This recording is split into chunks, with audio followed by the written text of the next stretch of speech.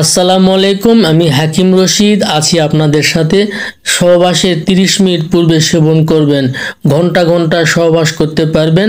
ঘরে যদি আপনার বউ থাকে, আজকের ভিডিওটি আপনার জন্য স্পেশাল একটি ভিডিও।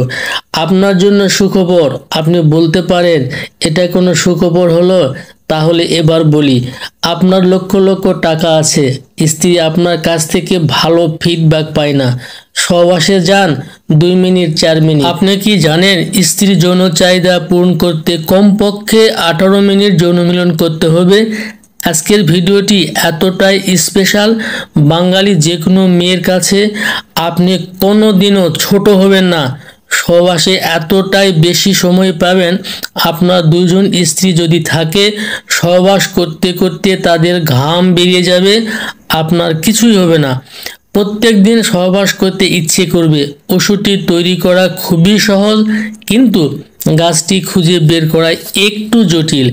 গাছটির নাম কাঞ্চন। গ্রামের চেয়ে শহরে অধিক পরিমাণে এই গাছটি পাওয়া যায়। এই গাছের ছাল, পাতা, বীজ গুরুত্বপূর্ণ যৌন রোগের ওষুধ। তবে এই গাছের ফল পরীক্ষিত একটি ভেষজ যৌন রোগের জন্য। ইন্টারনেটে সার্চ দিলেই পেয়ে যাবেন। দ্রুত বীর্যপাতের সমস্যা নিরাময়ের জন্য যারা ডাক্তার কবিরাজের কাছে চিকিৎসা নিয়েও হতাশ হয়েছেন, আজকের এই ভিডিওটি আপনার মনের আশা পূরণ করে দিবেই, যদি সঠিক নিয়মে তৈরি করতে পারেন এবং সেবন করতে পারেন। এছাড়া এটি যদি আপনি সেবন করতে পারেন, ডাক্তার কবিরাজের নাম মন থেকে মুছে ফেলতে পারবেন। তো বন্ধুরা, এই ওষুধটি সেবন অবস্থায় যে একটি মাত্র দ্রব্য আপনি খাবেন না, সেটিও আপনার জেনে নেওয়া উচিত। আমার হাতে দেখতে পাচ্ছেন এই কাঞ্চন গাছের ফল উঠিয়ে নিয়েছি। এই ফলটি যদি পাকা পেয়ে যান, তাহলে শুধু বীজ ব্যবহার করবেন। এতটাই পাওয়ারফুল একটি ভেষজ, অনেকেই জানে না। এই গোপন টিপসটা আমি আপনাদের মাঝে আজকে শেয়ার করে দিলাম। যেভাবে ওষুধ তৈরি করবেন, এই কাঞ্চন ফল নেবেন 100 গ্রাম এবং গুয়ে বাবলার আঠা নেবেন 50 গ্রাম। এই গুয়ে বাবলার আঠা আপনি গাছগাছালির দোকানে কিনতে পাবেন।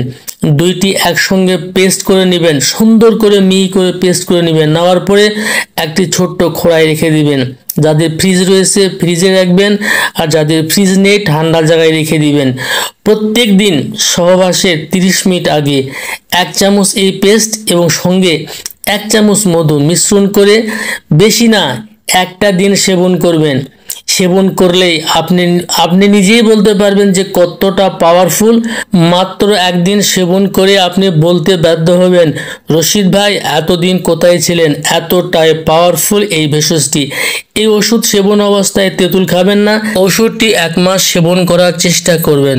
আজকের ভিডিওটি এ পর্যন্তই। সবাই ভালো থাকবেন। আল্লাহ হাফেজ।